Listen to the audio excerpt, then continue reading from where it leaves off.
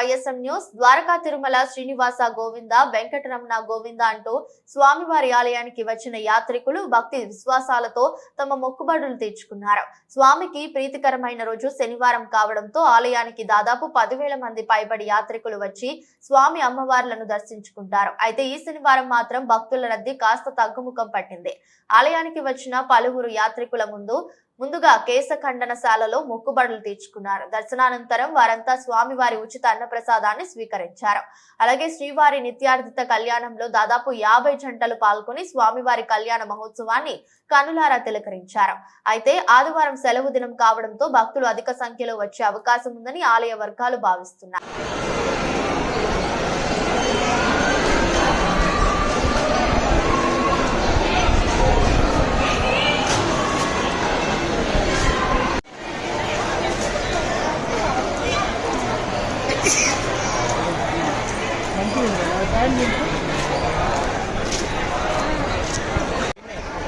మీరు బాగా ఇబ్బంది పడుతున్నారు.